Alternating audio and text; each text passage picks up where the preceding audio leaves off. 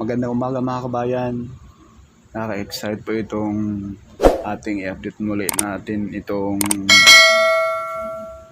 Marikina flood control mga kabayan. Masisilayan po ang atin ngayon na talagang full blast po ang pagbao ng set pile, no?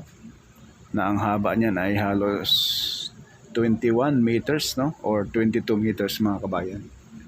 At baliktaran po yan, napakatibay.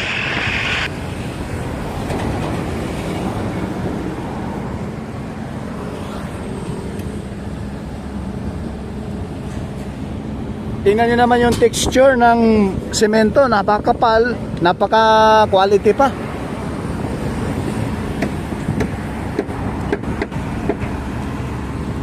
Oh, ipakita ko sa inyo mga bayan, oh. Ayan po, iyan po yung magdi-dredging mga bayan. Pagkatapos ito ganito na, tapos na po yung retaining wall, yung mga lupa rito, tatanggalin yan.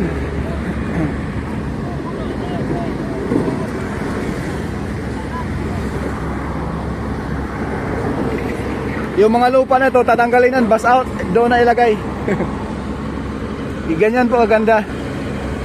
Dahil itong Marikina flood control mga bayan, itong Marikina River, itong mga lupa na yan, tatanggalin yan, wash out. Tsaka yung mga burak dyan, tatanggalin. Sa taas, nag-umpisa na sila pag-dredging doon. Ayun o. At dito, sobrang quality yung gawa. Nako, Diyos ko po. Grabe ka quality talaga. Ito na yung revetment wall, oh. Yan. Na kung saan dito sa portion ito, ang portion na yan mga bayan, yan na po yung yung ilalim, yung seat pile. Yung seat pile na yan mga bayan, napaka-solid yan. Yan ay gawang Japan. Hello sir. Ayan yung ating mga bayan, oh.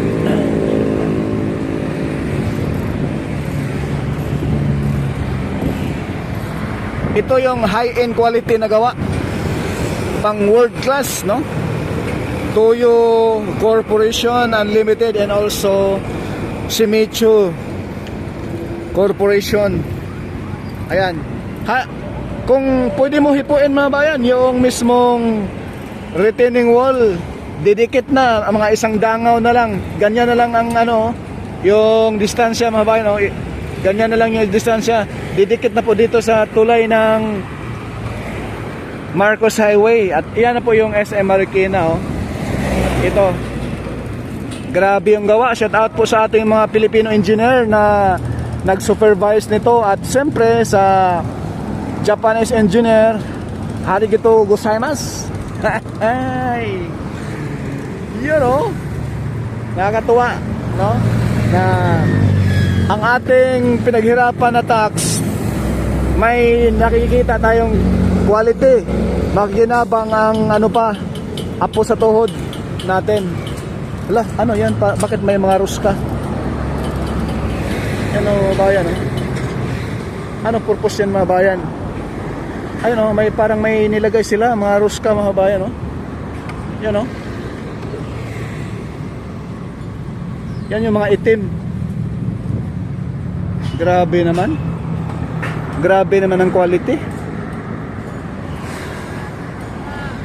Oh.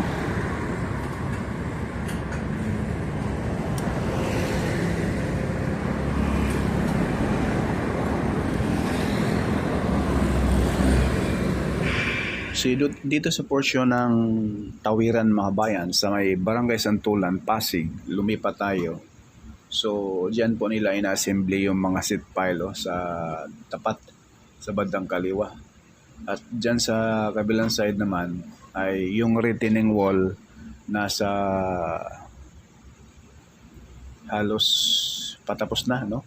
Sa pangalawang andana ay nabuhusan na bandang kanan, pero bandang kaliwa ay hindi pa.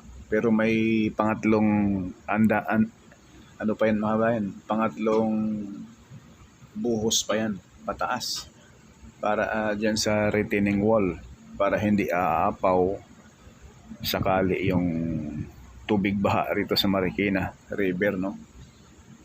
May buhos pa yan, pangatlong layer kumbaga.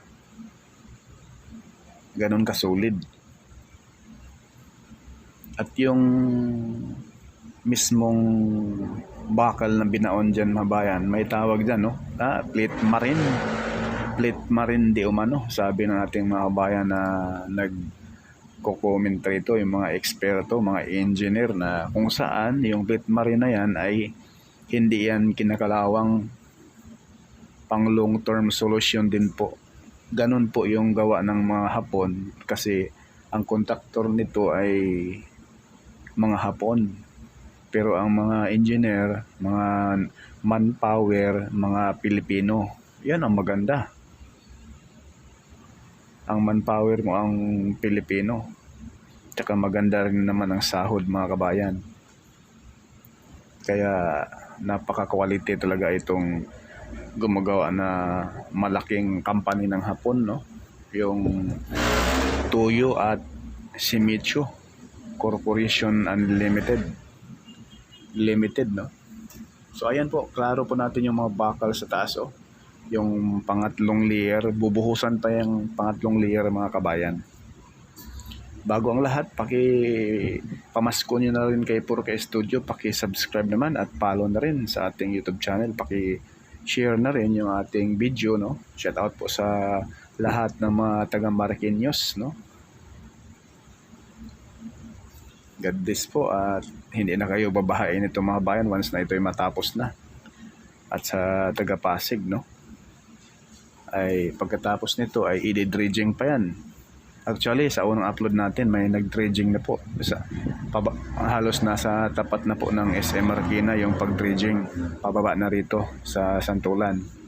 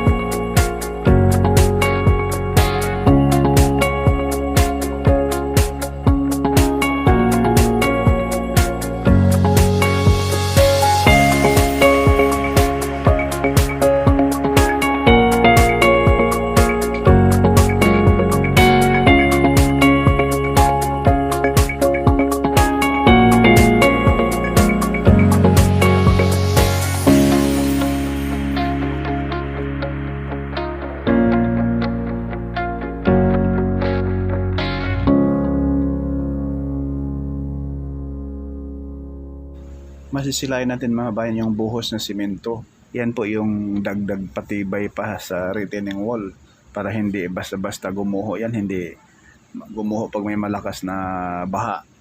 At yan retaining wall sa bandang gitna mga kabayan, yung kung saan andyan yung buhos pataas.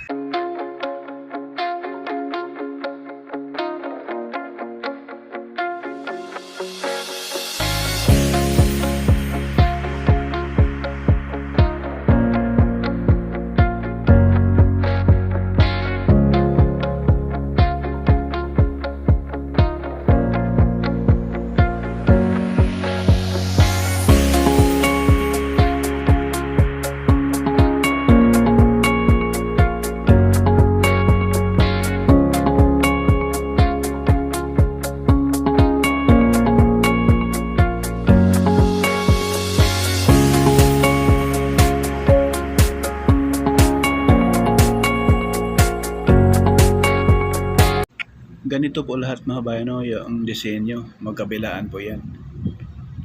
Yung kagandahan nito, mas matibay talaga dahil yung sa likod ng retaining wall, may naka-solid na buhos at grabe din po yung bakal niyan, yung buhos dyan sa baba. Yung dinadaanan ng ating mga kabayan dyan. Buhos yan at grabe din po yung bakal niyan, mga rebars.